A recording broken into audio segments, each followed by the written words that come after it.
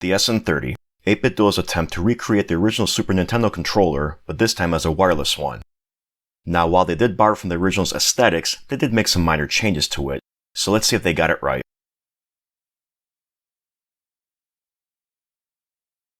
So yeah, today we're going to take a look at the SN30. I've been waiting a while to get one of these. Actually, I tried to order one today. I pre-ordered the Super NT when they had the second release of it.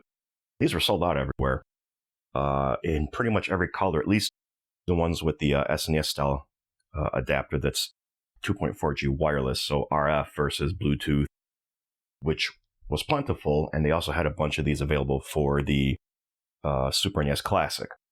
But obviously that wouldn't work on the Super NT or even a regular SNES, so I waited. Amazon notified me that they had some of these in stock. This is not the pure black, obviously. It's like a smoke. It's semi-translucent, transparent. But it'll still look good, I think, with it. So let's go ahead and open this up, see what it comes with, and then we'll give it a try. Oh, apparently there's nothing to cut open.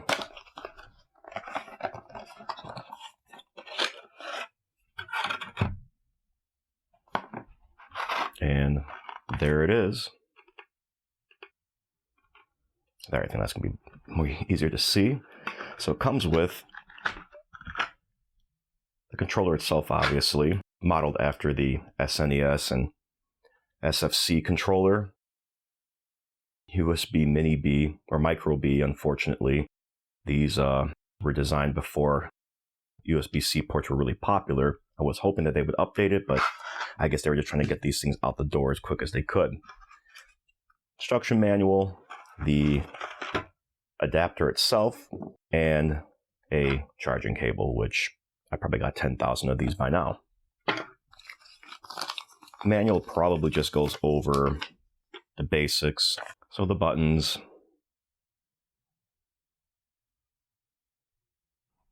how to reconnect it in case it loses its signal, and then instructions in what I assume is Chinese. I don't know if this is already charged. Probably should charge it. I don't see any lights or anything, so we'll see.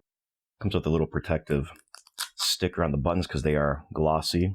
Ooh, concave and convex buttons, good. So it is really a lot like the SNES controller. So yeah, still playing around with lighting and stuff like that, so I apologize if it changes. But it feels good.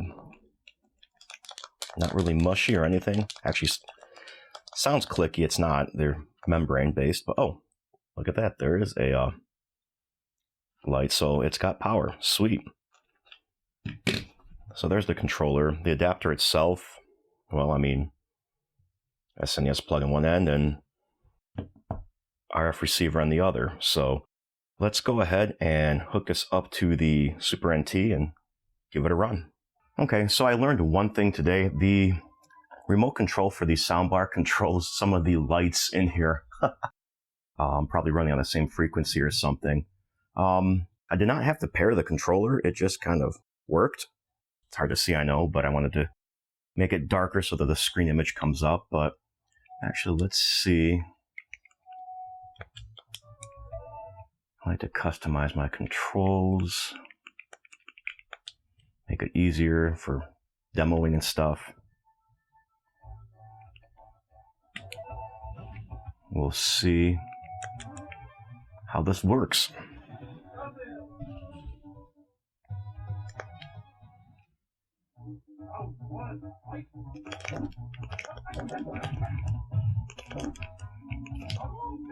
Diagonals are a little... Alright, never mind. I think I got the hang of it. Nope. The diagonals are a little tough to pull off.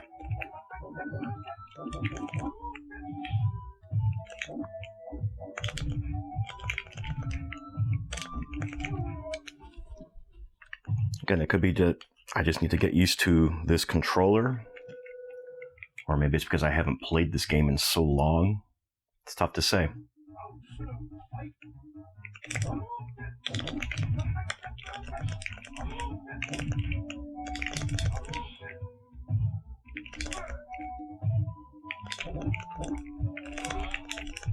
I'm having trouble pulling up the Dragon Punch.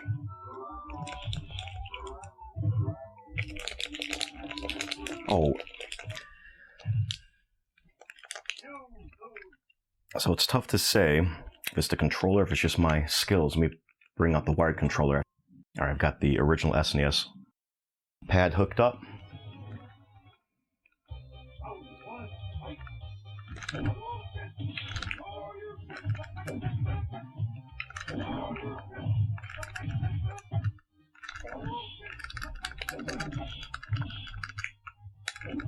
Seems to be a lot easier to pull off these moves with the original controller. Now, this is a used controller, it's older. It came with the console, so it's got some wear and tear on that, so that's a possibility.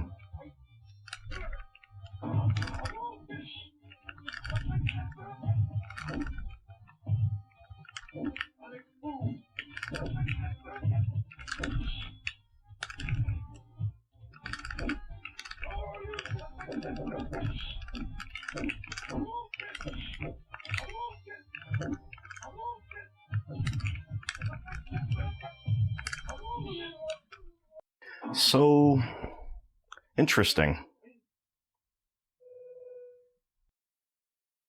So I turn the lights on in the room so you can see it's the original SNES controller that I'm playing with, and then I'll switch back to the 8BITDO and see what comes up with that.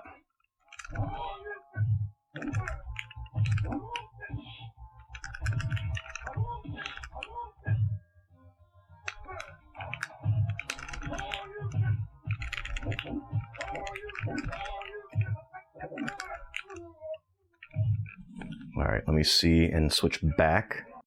The other thing I noticed is that the start button's a little more sensitive on the 8BITDO.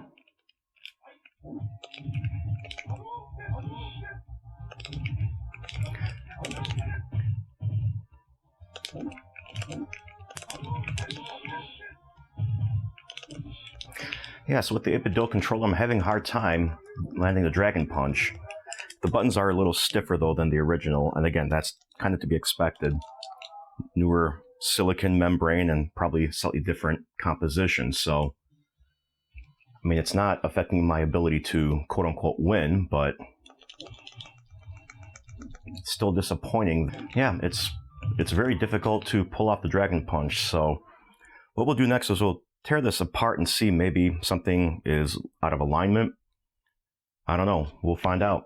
Alright, so we'll take this thing apart. It's only got 5 screws, so it shouldn't be too complicated. They are Torx screws, though. Let's try a 6.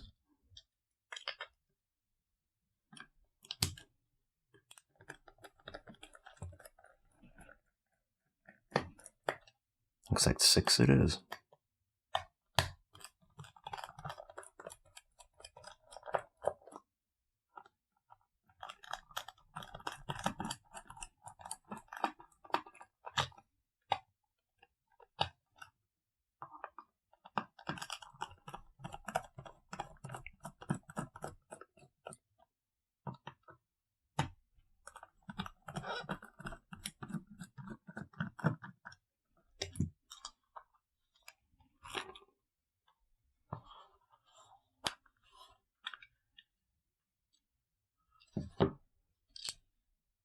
Oh, there's the battery.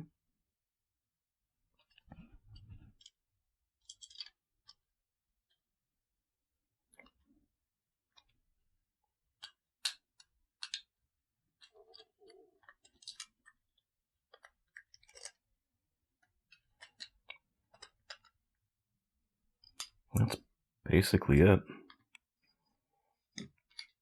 Let's take a look at this membrane and see. It's not damaged or anything.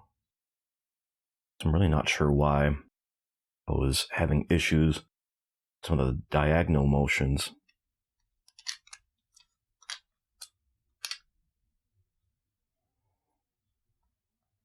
It's odd that they have this one labeled with 2.4G, as if this one was specifically made for this controller. I would assume that it's all the same molds and just a different PCB based on whether it's Bluetooth or not. Let me compare it, the membrane, with an original Super Nintendo one, and well, I mean, shape and size, they're pretty much identical. So I wonder if using this one in the place of this will result in better movement. One thing I do notice is that these pads are slightly larger than the original. Wonder if that has something to do with it. You know, we're gonna try it. Let's remember how this went on. I think it went on like that. Yeah.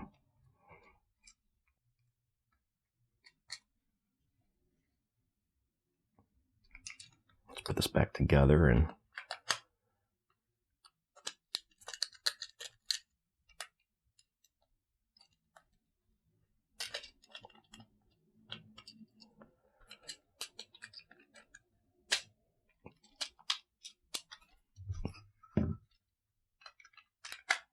give it a go.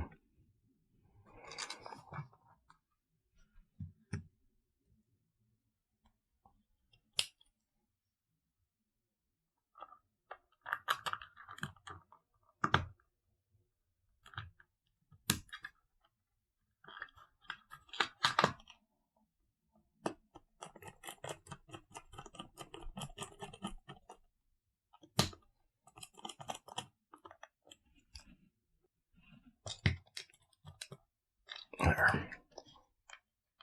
It looks weird, you know, because it's orangish brown color versus the gray. But if it plays better, I'm okay with that. All right, I'm gonna go and turn the console back on and let's see if it made any improvement.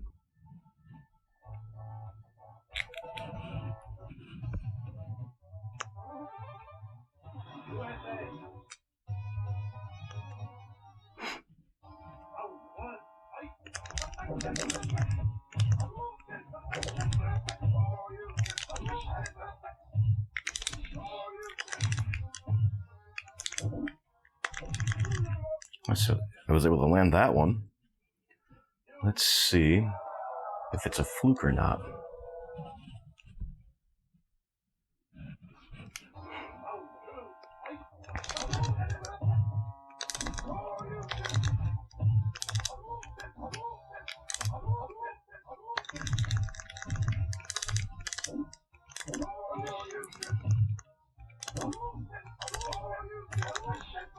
It's not consistent, but better than before, that's for sure.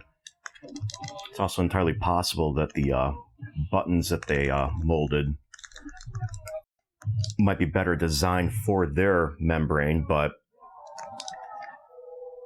I don't know. I think the original SNES membrane is a better choice. Try one more match just in case.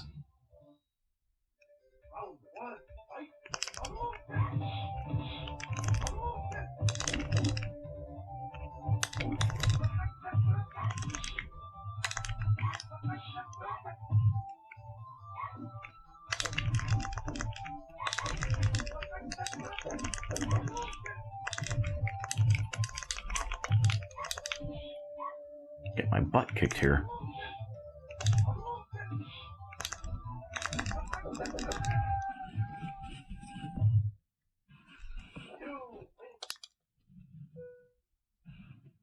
Wow, 100 points.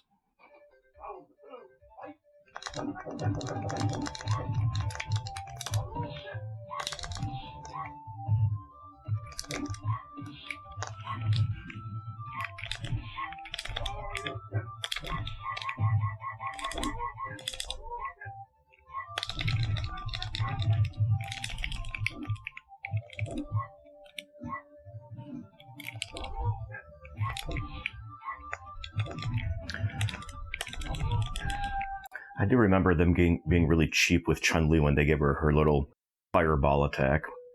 But I mean, it does seem to play a little bit better with an original SNES membrane on the D-pad than it does with the one that came with the controller itself. I don't know if that if maybe just this particular membrane is defective or if it's just the way it was manufactured. Like I said, the nubs on that are a little bit larger than the original, and that could have somewhat to do with it. If you look at the height on there, I'd say it's maybe 3 millimeters. But on the 8BITDO, it's a little bit higher, like maybe 4 to 5. So that could have something to do with it as well. So yeah, so like I said, the 8BITDO D-pad with the SNES membrane seems to be the best combination, at least for me. You might have better luck with the originals or some other combination. The other buttons are fine. L, R, Y, B, X, Y, start and select. I mean, those are basic buttons there. Those should be fine. So yeah, let me get this thing back together and we'll try on an original SNES. All right, let's see how this thing works on an original console. Seems to work just fine.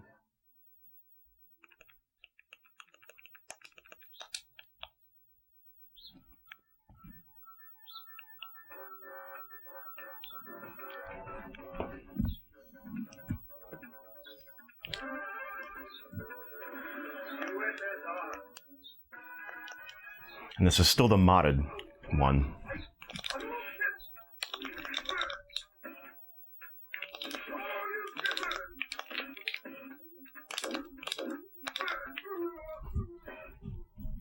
Sorry that the picture's at a little bit of a weird angle. It's the best I could do under certain circumstances, so.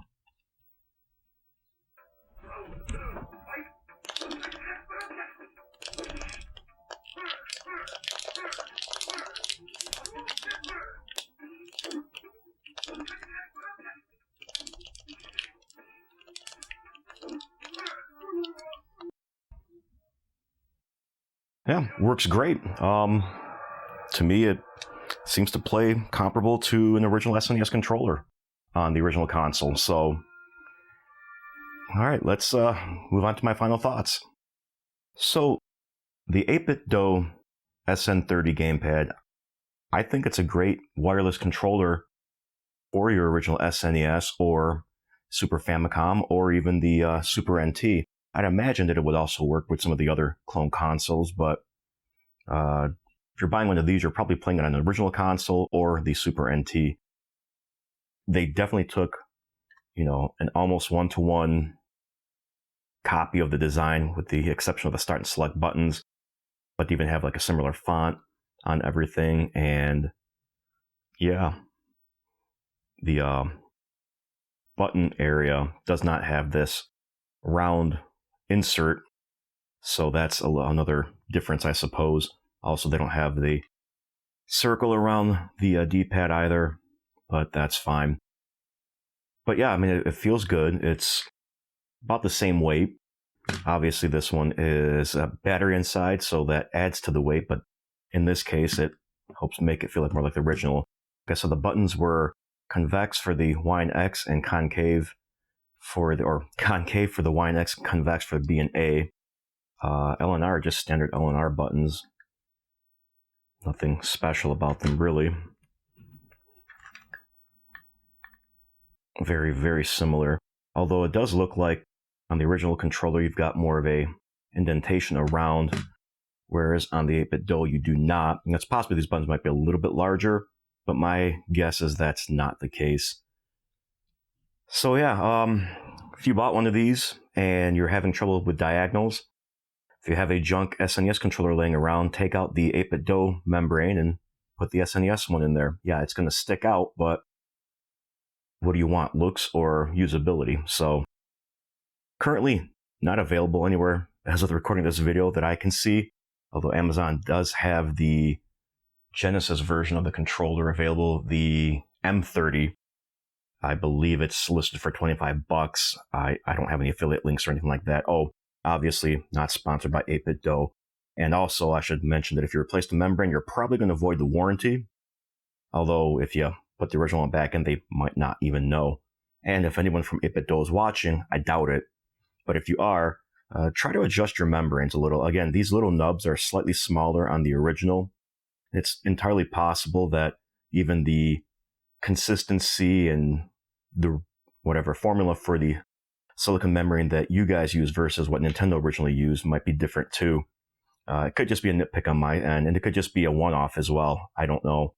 Let me know if you guys have the controller and have issues with diagonals as well. Street Fighter 2 is obviously a good game to test that out with. But yeah, I mean, if you like this video, let me know in the comments below and hit the thumbs up. And if you didn't like the video, hit the thumbs down. But please leave a comment below as to why, so I can try to use that to help things going forward. If you haven't subscribed yet, feel free to do so, although there's never any obligation. I do appreciate it, though. Otherwise, thanks, Al, and I'll catch you later.